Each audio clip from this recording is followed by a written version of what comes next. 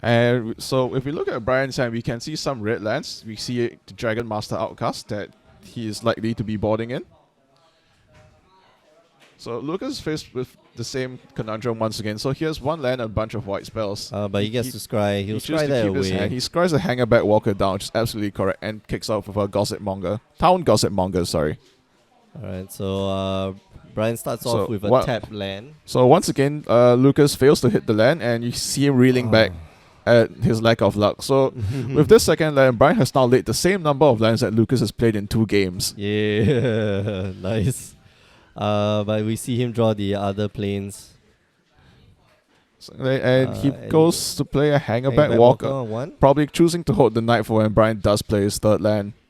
Alright, so at this point, I think if you wanted to fire off the Fiery Impulse, you should have done it right now, before the Hangerback Walker resolves. Yeah, so now Lucas is the choice of just waiting and trying to make Brian spend his mana inefficiently by not activating the Town Gossip Mongers. Mm-hmm. So he goes for the Fire Impulse on the Hangerback Walker instead. Which is very strange, I find. But he probably has a... I think it's okay because this means that Brian probably doesn't have the Kalidas and he doesn't want the Hangerback Walker to grow too big for it to be a problem. Man, at this point I would have flipped the Town Gossip Mongers. Yeah, well, he's on the before he could untap. Like you have, Yeah, so he has to do it before he untaps, but I don't think it's terrible anyway. You're liable to another Fiery Impulse though. Yeah, that's correct. And right now he casts the Jace, takes 1 damage from the Pain lands, going down to 19. He skips the turn and Lucas goes to flip the Gossip Mongers, and he successfully guessed that Brian does not have the second Fiery Impulse. Wow, okay. So that was a bit risky, I felt. So now Lucas needs to draw another land, which he did not. He drew a... Okay, I think Brian is down to 19 life and not 18. Let's just call... No, that's 19. No. He took 1 damage from the Town Gossip Mongers and then 1 additional damage from the Pain land for casting. He didn't take from the Gossip Mongers. Oh, he didn't take from the... No, he did. He cast it on the first turn, did not draw a land that turn, and he just swung in with the Gossip Mongers, yeah? Yeah, I think somebody needs to tell them. Hold on.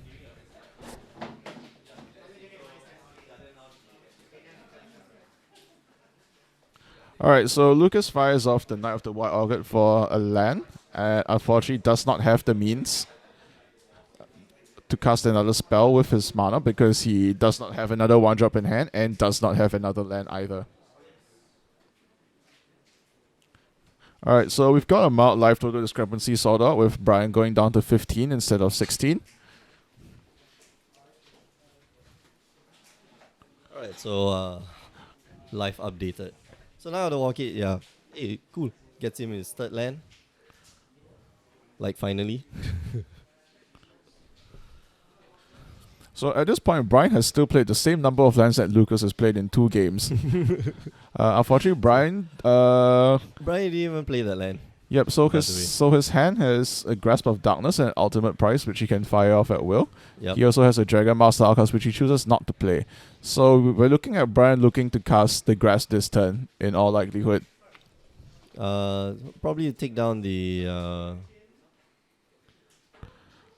Probably the Grasp on the Gossip Mongers. Maybe... I think the Gossip Mongers are a little bit more dangerous. He's probably hoping that Lucas is going to sink mana into pumping the Gossip Mongers before he fires off his removal spell as well. Yeah, but Lucas has like a ton of plays. He's still got Talia's Lieutenant. He's still got a hell of a lot of plays. So he does have a hell of a lot of plays, but then you still cast the Grasp then anyway, right? Yep. So it doesn't really matter. So Lucas goes for the Talia's Lieutenant, and nice. So the Knight of the White Orchid is going to get a counter, as will the Town Gossip Monger. Yeah. So if you want to fire off the Grasp of Darkness or the Ultimate Price, it would be now, yeah? So he swings in for a total of 7 damage. Yeah, well, Brian's not just going to sit there and take it. He's definitely going to cast something. Well, we never know. Yep, so he goes for the Grasp on the Gossip Mongers, which I guess I agree with. Yeah. It seems like the more dangerous creature because the Grasshopper definitely.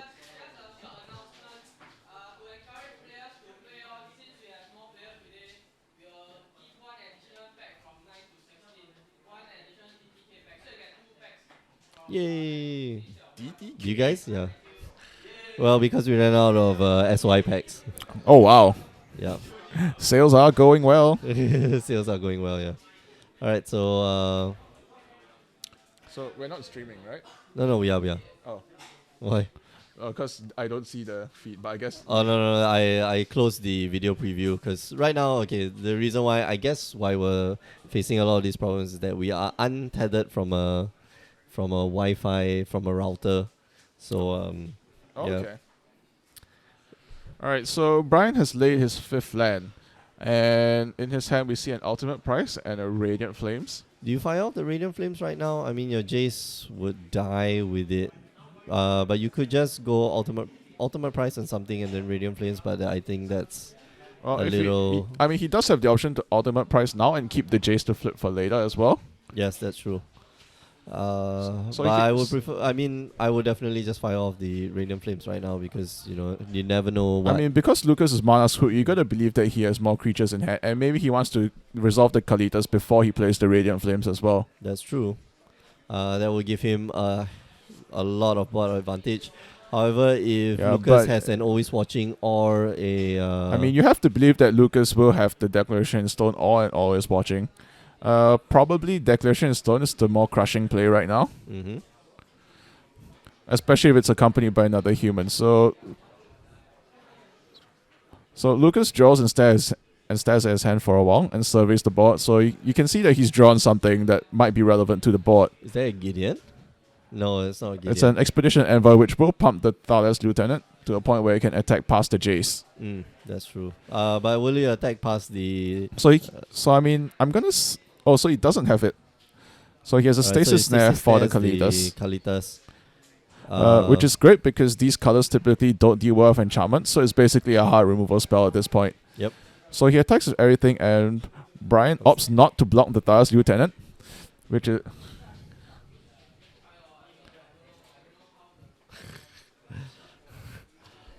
Alright, Capolo 42. Have a good rest.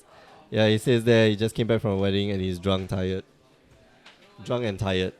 I don't think there's a term called drunk tired, right? So, yeah, have a good one.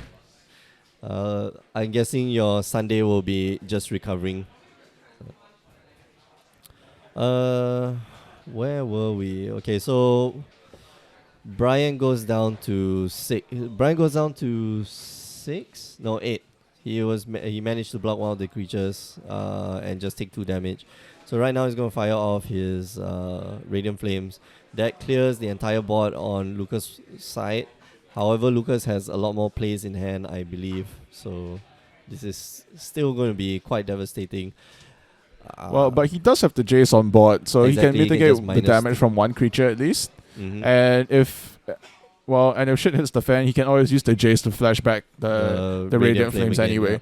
yeah. Yep. So I mean, Does Brian- he have a language in his Brian deck? does No, have he the doesn't. overwhelming advantage at this point. Mhm.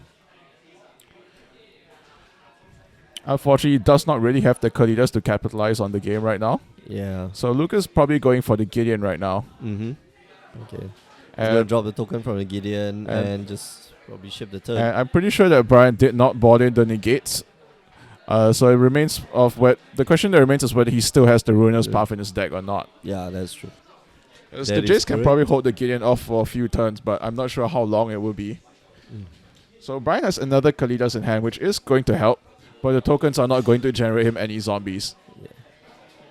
Man, how do you get rid of that Gideon? I think Brian plans right now is just to resolve the Kalitas and hopefully get the Kalitas to beat the Gideon down over a couple of turns. All right. That But sounds Lucas also legit. has the option of just animating the Gideon and beating face anyway. Yeah. So that's one of the things that I'm concerned with. Like if he keeps doing that, that's going to be, 5 damage a turn. Brian is only left with 5 life. Yeah. No, sorry, 6 life. So right now the next consideration is whether Brian wants to just run out the Dragon Master Outcast that's in his hand.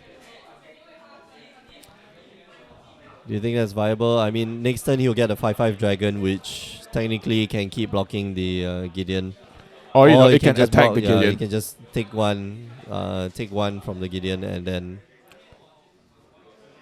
swing back into the Gideon and kill it. But we know Lucas has an always watching in hand, which might make it a little difficult to, you know.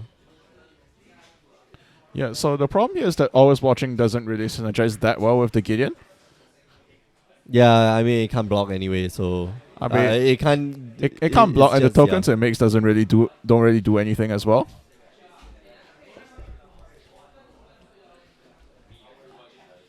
All right, so he's going to animate a Gideon. And just swinging with the Gideon, is he going to sacrifice his? Yep. So Kalitas? Brian Yeah. jumps with his Kalitas. All right, getting him 3 life. So that puts him to 11, but it's still a rather No, tenuous sorry, situation puts for him him. to 8. He was at 5. Okay. So all right, I've got to go and change that.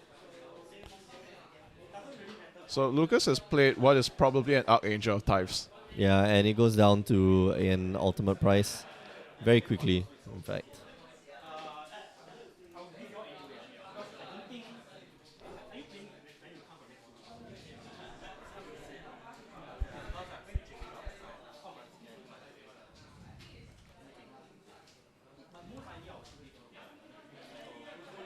Uh, hmm. No.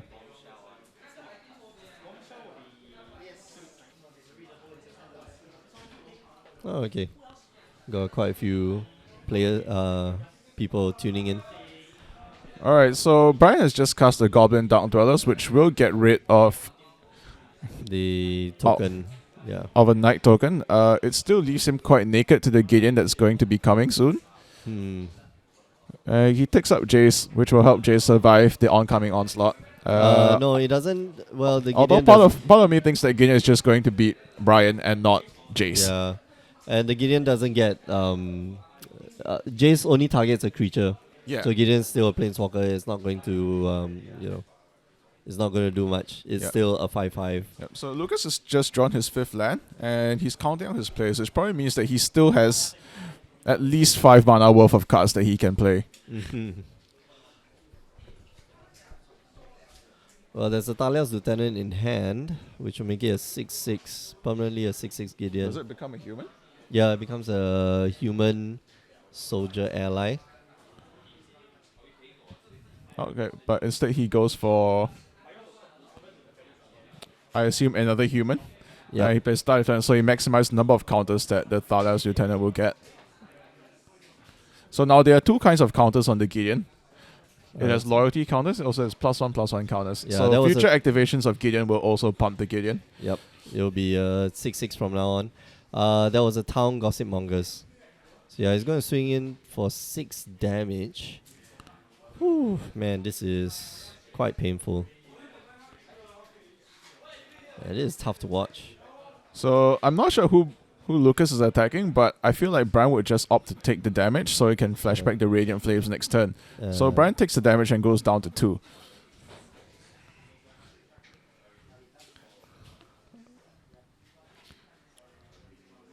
Alright, so right now, I mean, you want to Radiant Flames clear the board, but that still leaves you the Gideon. How do you get rid of the Gideon? I mean, it's grown to the point where it takes 2 attacks to kill the Gideon at this point. I'm not sure if Brian has the creatures to block the Gideon as well. He still has the Dragon Master Outcast in his hand, right? So you could actually wipe the board. He does, but in that situation, then you probably just wouldn't attack because the Dragon Master Outcast is probably more valuable than the Goblin Dark Dwellers. No, but the Goblin Dark Dwellers can hit the Gideon, you see. And it takes 2 turns for him to kill the Gideon. Assuming, of course, Brian doesn't have... assuming, of course, Lucas doesn't have 2 additional creatures to play the next turn. So, well, would you take the risk? That's the thing. Well, I'm not sure. Okay, so Brian's attacking with his Goblin Dark Dwellers now, and Lucas selects the Gang Block because he feels that the power of these creatures is not going to be enough to get him there, yeah.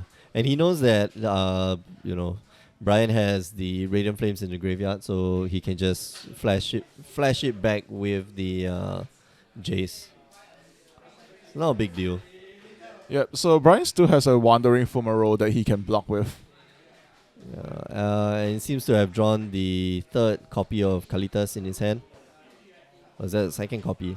He had another copy of Kalitas, right, earlier on? Yep, so the first one is under the Stasis Net, the second one blocked again, the third one is on the table now.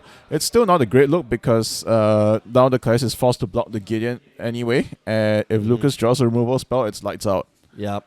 Man, that is... that's unfortunate. So Brian is trying to take up to the ultimate of Jace. But would that help? That's the thing. That is a good question, but I don't see many other avenues to victory at the moment. That would be nice that you can mill your opponent for, I don't know, X number of spells, but I don't think it will get him there. He's down to 2 life. He's going to gain 3 life from the block from Kalitas. And then he's got to use all his lands and his creatures to block. So... Yep. So I think Lucas's plan now, Brian's plan now is to attack for 8 with the Dark Dwellers and the Fumaro, and hope that Lucas just doesn't have anything. Unfortunately, He has an Eerie Interlude and an Expedition Envoy. Yep. So at this point, Brian's best option is to use the Jace to flash back a removal spell and have enough lands to attack in. Yeah. So there is a good chance that the Goblin Darkness did take back the wrong spell because now he might be a bit short on mana. Yeah, man, that is tough. There is a Chandra on board though, so she's gonna. All right. So she ticks up, and I think everybody just swings in at the. So that makes life a lot easier. So no matter what combination that you're blocking, the Gideon still takes 6 damage. It will. You produce 2 3/1 tokens, and you swing with everyone. Yep, so what's going to happen is the Expedition Envoy is going to be left against a totally tapped out board. So I don't think Lucas has 3 damage that he can beat in with. I think he's tweaking. I don't know.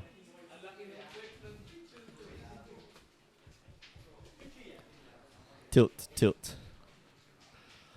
Whoosh. Man, this is a tough decision. Your Gideon will go down and looks like... Well, I mean, it's not a very tough decision because then the Envoy just doesn't block, right? Yeah, you just don't block. But, that's... But, I mean, the Jace Jace ticks up. Oh, no. Jace can either tick up to nerf the Expedition Envoy, can flash back something to kill the Expedition Envoy, but there are no more fiery impulses. Yeah, so you gotta believe it's just going to tick up. Can he ultimate next turn? And I think the Jace will still survive. Yep, he could ultimate next turn, use the Chandra to draw a fresh hand, but at this point I think just going for a damage kill is probably a lot faster. Yep. Because you gotta believe that Brian still has Kolagan's commands in his decks, which he can use to take back the Kalidas if things go south. So yeah. Yep, so Lucas just goes for the face and lays a Needle Spires, so that might get him somewhere. He has an did he take up the Jace on the Expedition Envoy? Right? Well, that seems to be the case, but they might have both forgotten that. So let's... do we remind them of this? I think you don't. No, it's not a game state. It's it's not a trigger, yo. Yeah, but I'm not sure if he pointed at the Expedition Envoy. He did. Oh, okay. I was watching. Strange. How did they forget that? Oh well. Not quite sure. Well, I mean, I don't think it's going to matter at this point. Well, we'll see. Because now Brian has to worry about a Battlefield Forge that might come in and attack him for lethal as well. Yeah. So he can't just attack with everything. Alright, so he's gonna bring back the Grasp for Darkness, kill off the Expedition Envoy. So you can see Lucas thinking, oh my god, Eerie Interlude, this is your moment. You can finally do something in this matchup. But make yourself useful. I'm going to blink my Expedition Envoy. Oh my god, I just saved my 1 mana 2/1. What? Alright, so that's very exciting, very exciting. Whoa, he just wasted a spell. What? Oh well. Yeah. So he'll just leave his Goblin Dark Dwellers behind. He didn't activate the Chandra though. Yep, he didn't activate the Chandra. I'm Yeah. not exactly sure why. Okay, so Lucas now has a Threadband Inspector, and he's probably going to just sacrifice the clue because his Just to hand draw a doesn't have card, much yeah. action. Man, he draws another land? Oh, man, that's tough. Neo Spires, like, he needs another red source, though, which Yep, is... so he has 2 more Needle Spires in his deck and 4 Battlefield Forges. Okay, so he has some red sources, and he has the life to, to lose. Well, he does have the life to lose, but, well, not for long. So all you can do right now is just pass the turn, and Brian cracks the Evolving Wilds for yet another land. Would you go down on the Chandra? Oh, right. So Koligan's command hits, probably to make him discard a card and to take back the... Oh, no, he doesn't. He wants to take back the Kalidas because that's going to be more life for him. No, I would have just take down, shoot, either make him discard a card and bring back the Kalitas, cast the Kalitas, then minus and the subtract the Chandra. Yeah, and then minus the Jace. Yeah, the Chandra. So, slight misplay, I think. Also, he did not activate the Chandra last turn, so, you know. Yeah, I mean, well, when you have that many Planeswalkers, it can be a little hard to keep track sometimes. Alright, so he's gonna -3 on the Koligan's command. Alright, so that's a legit way to do it. Yep, so this way he also gets the extra zombie, which is why he played the Kalidas first. I believe Oh, he's... no, this was a main... Yeah, this is main phase play. Oh, yeah. Right. He just drew the Koligan's command.